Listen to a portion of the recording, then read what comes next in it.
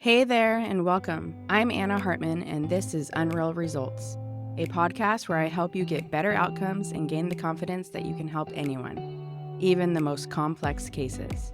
Join me as I teach about the influence of the visceral organs and the nervous system on movement, pain, and injuries, all while shifting the paradigm of what whole body assessment and treatment really looks like. I'm glad you're here. Let's dive in. Hey. Welcome to another episode of the Unreal Results podcast. If you watched last week's, you might be like, Anna, you're wearing the same shirt. You look really similar. I do. All I did was put my hair up in a ponytail. It is 10 minutes later. I'm not usually one for like batching podcast episodes because I like to talk about what's on my mind currently. But super excited news. I am finally, after over a year of doing all the podcast things myself, and after 10 years of doing all business by myself, I am starting to hire out more help. So I am handing over podcast post-production to my friend and colleague, Doc Joe O. Joe is a PT and he does like digital media stuff. Big YouTube guy. He actually helps me out with my YouTube channel quite a bit, and it's grown a ton since he helped me. We've been working together for a year, and so I thought it was only natural for him to start helping me out with the podcast. When I was thinking about what things could I hire out so I can free up more of my time.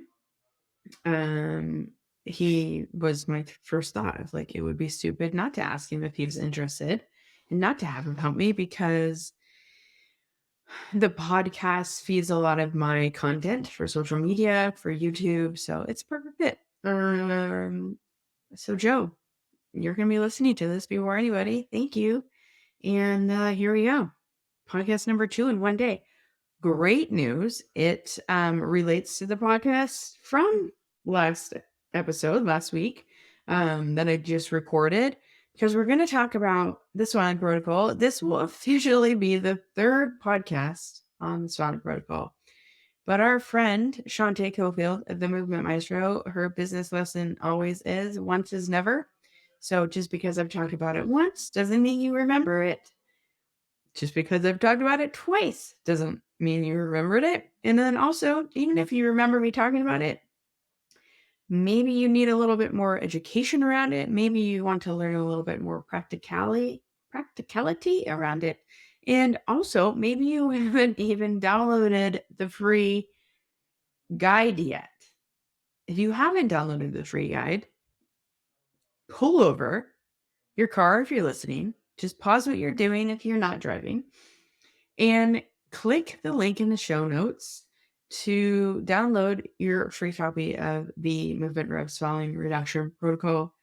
It is a great guide and tell you all the spots. I give you a couple of techniques for free. I give you some discounts on if you want the whole online course. But and then also, if you haven't listened to those 2 previous podcasts on the Swelling Reduction Protocol, check those out too. Like, spoiler alert, on the first episode, I basically detail the entire protocol for you. So, I feel very passionately about this, and actually now I've sort of like leaned into it more. I realize that it's not just a swelling protocol. It is a healing protocol, and it is good to do for everyone in every instance.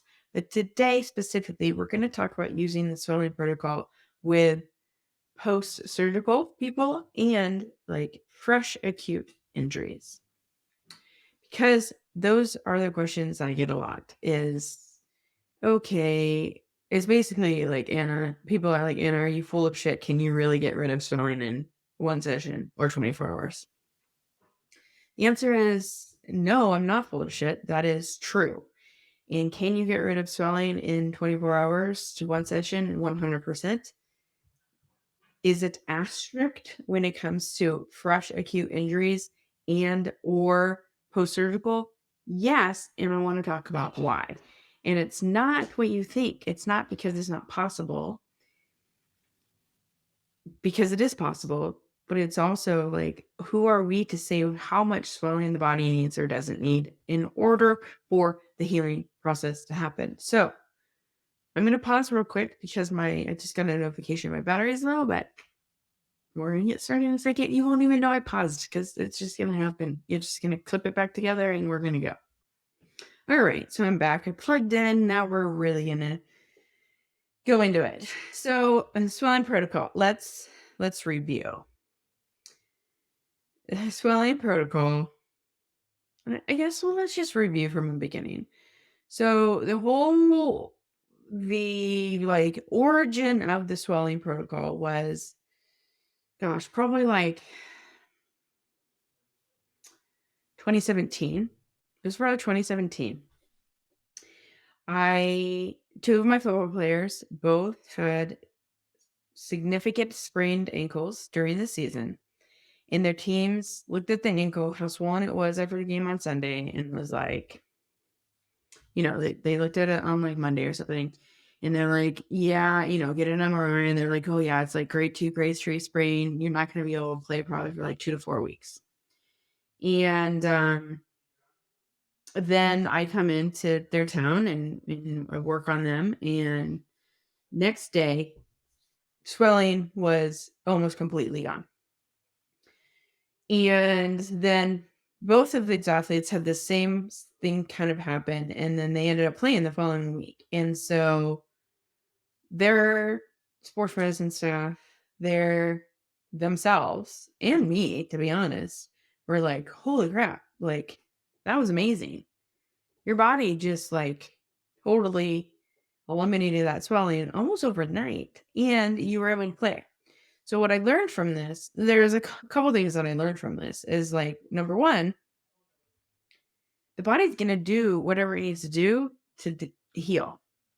And it will be the determining factor of how much swelling needs to be present or not for that healing. And more than likely, the amount of swelling that we need to have happen for the inflammatory response to be like this healing response is way less than we sort of probably conditioned to appreciate. And then also another lesson that I learned was, when you have an acute injury and then you have a rapid decrease of swelling, you're going to be more sore. So that was sort of the like overarching theme of the week, is like, they got hurt. They had this swelling response. I treated them. Their swelling went down significantly, and which was great, but their soreness went way up. But the soreness went away fairly quickly after sort of like moving the joint around and like, within a day or two. You can almost think of it as like extreme delayed muscle soreness almost, which it could have been. That's part of what it was, because, whenever we like sprain a joint, the muscles around it like tighten up to protect it and often get strained too. So that could have been some of the like soreness that they got.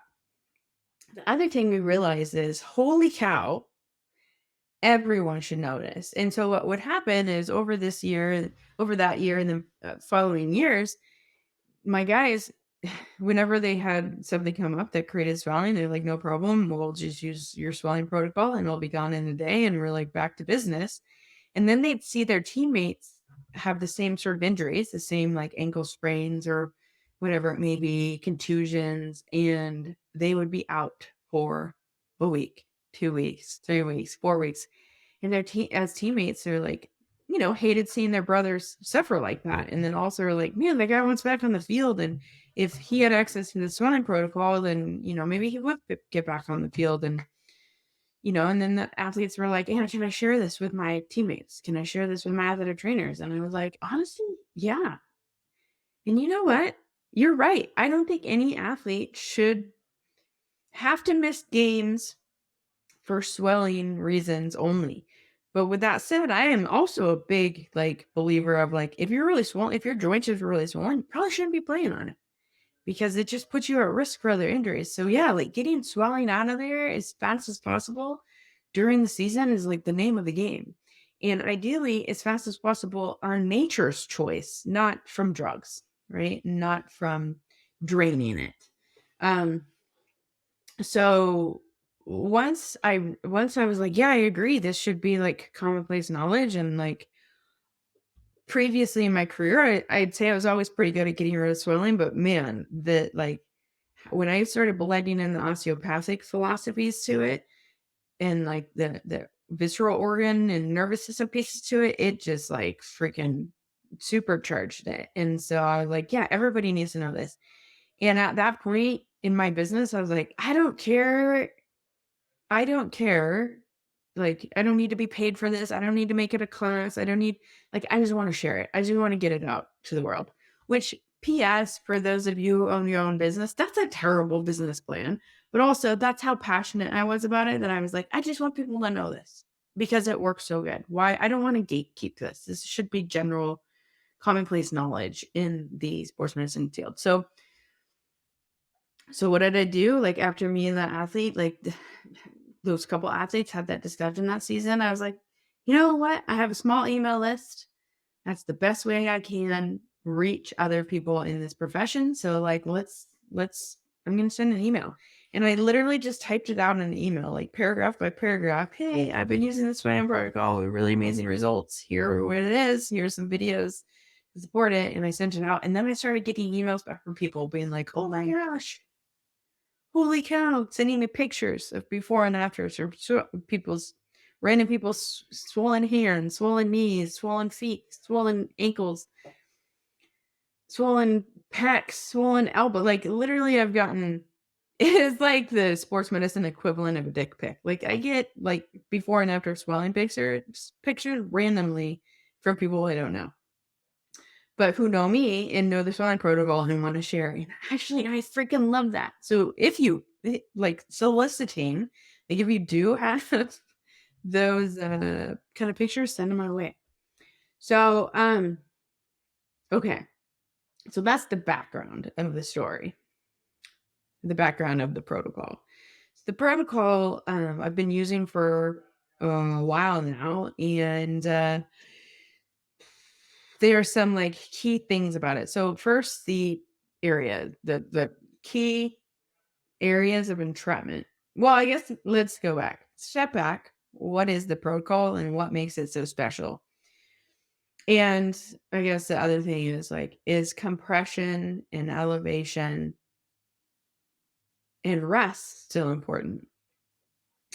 I'd say, people have gotten away from the term rest, ice, compression, elevation, because of the whole anti-ice movement, which that's a whole nother thing in itself, which I've probably talked about on some podcasts, but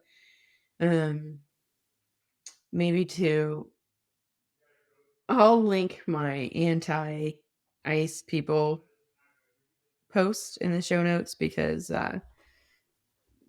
you can open that can of worms there. Maybe that's just like a separate podcast episode. But anyways, so we're like a little bit away from that, but I'd say in general, like normal, like compression and elevation is still like a go-to thing for swelling reduction. I think the compression devices over the years have gotten fancy, right? Gain Ready, Normatec, those kind of things. So yes, of course, those are things that are still valuable, and I'm a big fan of compression and elevation. I probably do less vocal compression than I used to when I was younger. It's more circumferential compression, which if you look in just at compression research, that's not actually smart, right? Vocal compression is better. But I just noticed that it's not needed with this new lens of view of what I'm really trying to facilitate in the swelling reduction protocol.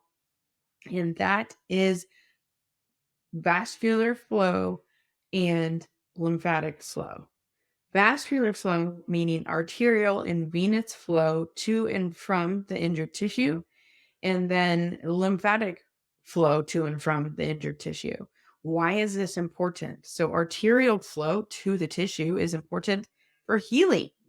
What's going to get the nutrients, the inflammatory response to the area is partly this arterial blood flow and lymphatic flow is going to bring in all of the little cells and things that need to come in the area to start the wound healing process.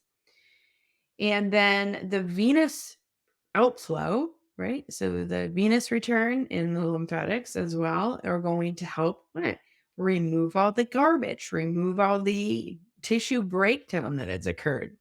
And so in the tissue turnover as tissue is changing and healing, right? So we need what hopefully you hear then is if vascular flow is important and lymphatic flow is important, then fluid flow in general is important. And the key word being flow.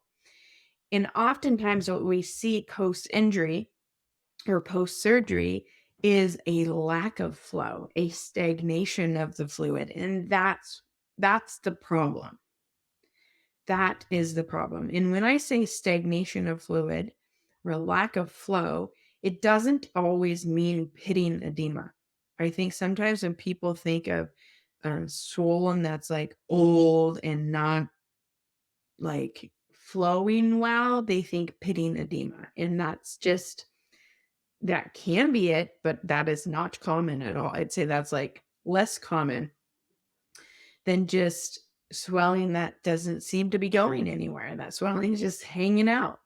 And the industry as a whole, and people as a whole, tend to sort of settle for like, oh, well, I just got hurt. So it's supposed to be swollen and I'm supposed to like have a really fat joint now.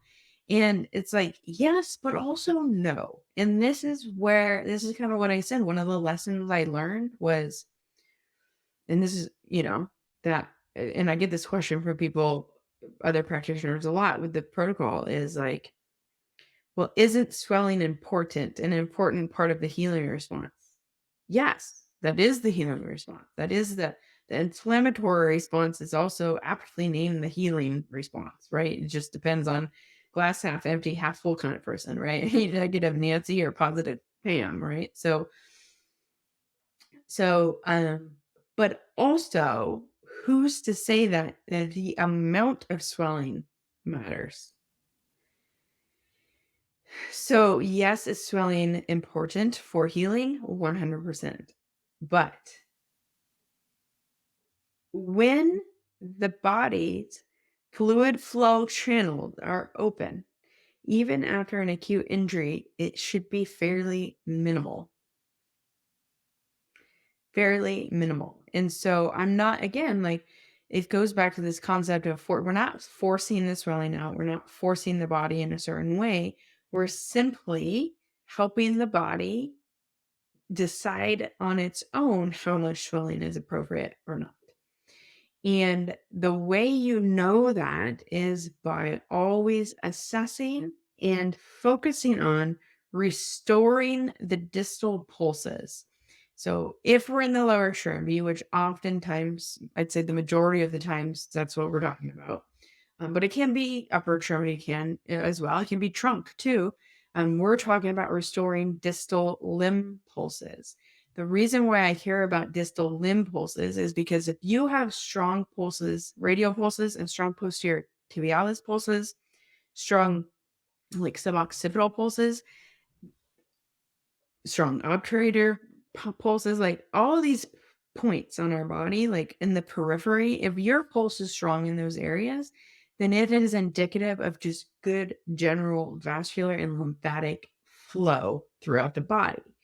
And when I see that, that's great. That's what we want, because we want the body to choose, like homeostatically, how much swelling is needed or not needed.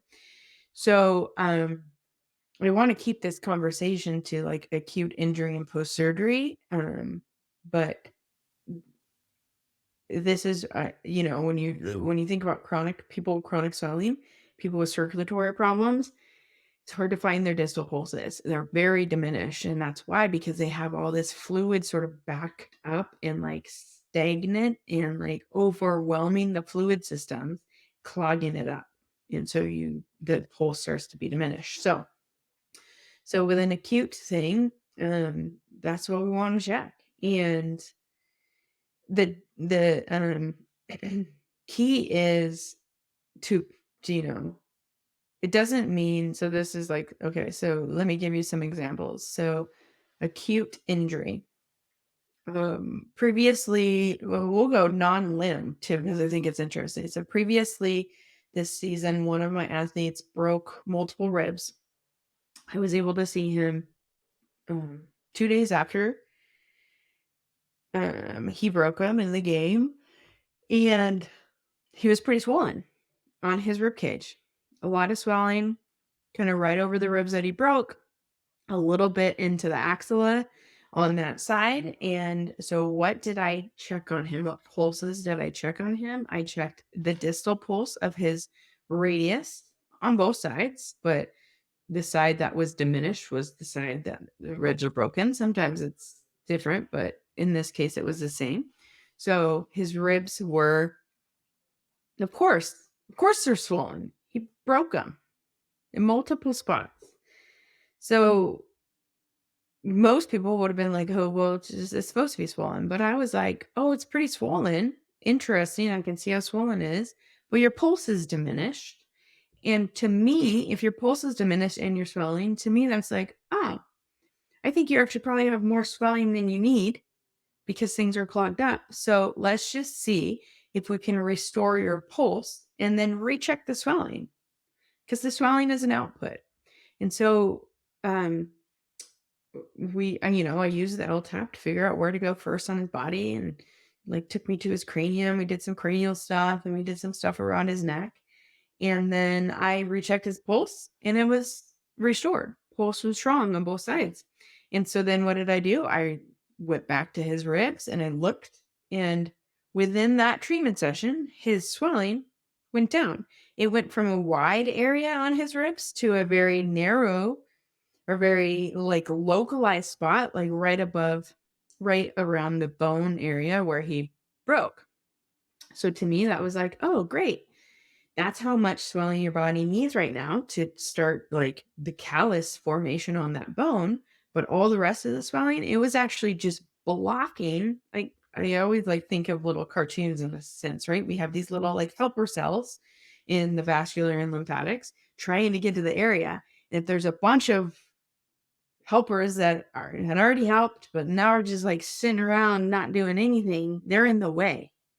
And so restoring the pulse helps to get all those guys out of the way so the helper cell can go to the area and do their job. Okay, so it's a great example of how the pulse was indicating how much was too much swelling. And interesting enough, I didn't share, but I also not only checked his radial pulses, but I checked his posterior tibialis pulses too. And after treating the neck area on him, and I checked his posterior tibialis pulse, that was better too. So I restored blood flow through the whole body by unclogging the area that was clogged. That's why the LTAP is great to blend it in, is because the LTAP helps him figure out where in the body the clog is.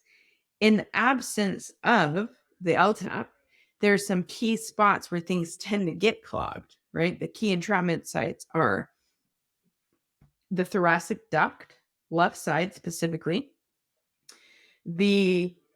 around the liver and diaphragm area, the anterior hips, so specifically the underneath the inguinal ligament, and then in the adductor canal, both at the proximal and the distal end of the adductor canal, and then in the lower compartments of the leg. These are areas regardless of where the swelling is, whether it's your ribs or your knee. These are the common entrapment sites for the entire vascular and lymphatic system. And so you'll want to make sure you're clearing all those points. So, but the LTAP allows me to get to the clog site fastest. It's like at the car dealership when you can plug your car into the machine and it tells you exactly what's wrong with it while your check engine light's on. That's kind of like the LTAP. So, another example is athlete who I talked about on last week's podcast, when he hurt his knee originally, he tore his ACL.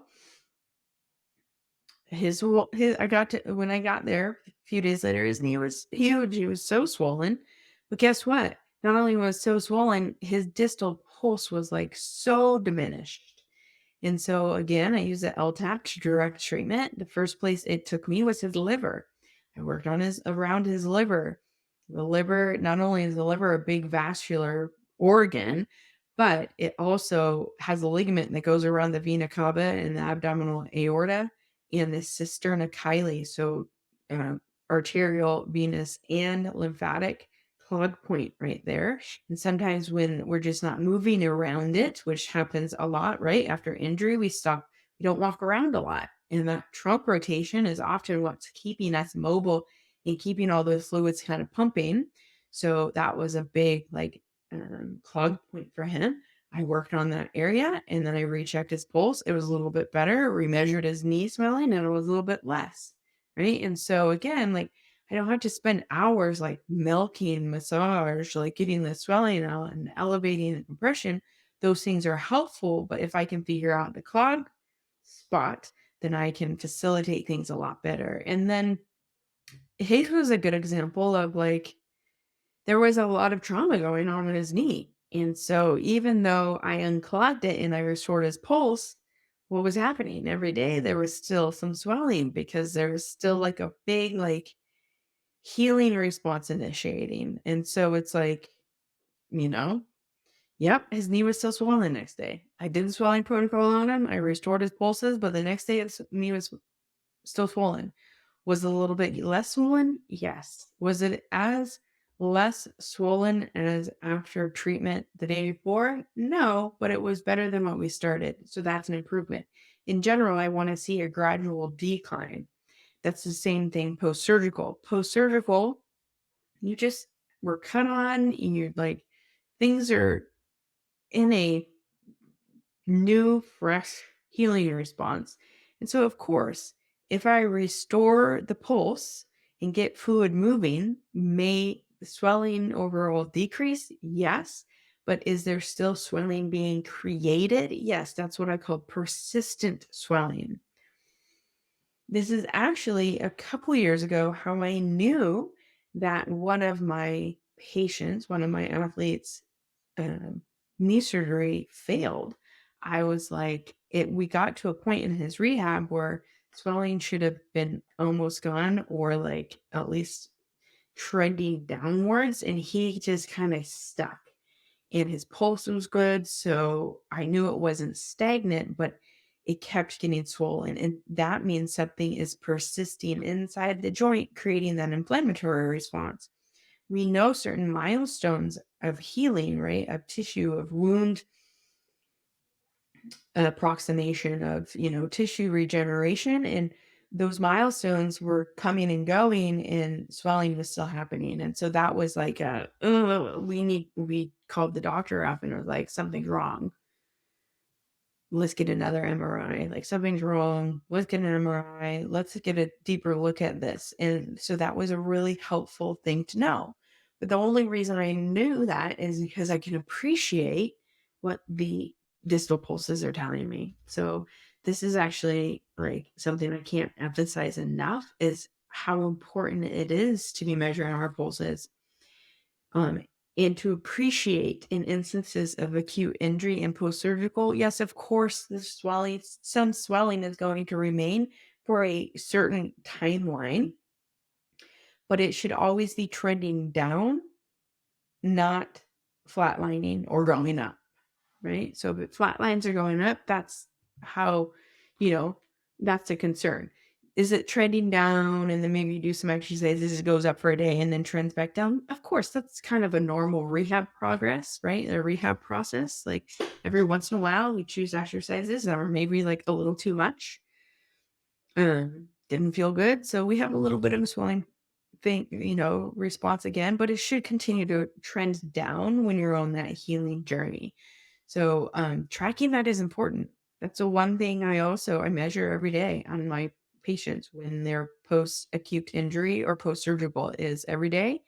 We look at pulse, and every day we look at volume of swelling as best as we can. I don't have a dunk take. I can't do like an actual volume measurement, but I'm doing circumference measurements with the same measuring tape to try to keep it as consistent as possible. So, yeah, I mean, overall, the answer to the question is, isn't swelling necessary and expected after injury? Yes, but probably not as much as you think needs to be there. And let the body decide how much. You don't settle for a super swollen joint. Going back to those original football players, the whole reason I like created the swelling protocol and put it out there to the world is because they were told, like, your injury is so severe, your ankle is so swollen, we don't see you being able to play for the next 2 to 4 weeks. We got rid of their swelling within 1 to 2 days, and then they played that following week. So it was up to their body, their body had an inflammatory response, send as much swelling as was needed for the healing response to happen, and then it was pretty minimal, and they were very functional in it after that. So don't make assumptions, and don't settle for mediocrity, and don't settle just because swelling is considered normal. Of course it's normal, but not as much swelling as we think needs to be there. And, especially post-surgical, when you're trying to restore people's range of motion, the easiest and least painful way to restore range of motion is get rid of their swelling. Period. So it's also a good indication of when you can't get their full range of motion, is they're probably swollen. So maybe you need to check their pulses, and start the protocol. Anyways, I hope this was helpful. Looking forward to hearing your feedback. As usual, if you have any requests, dedications, feedback for future episodes, I would love any ideas. Have a great day. Bye.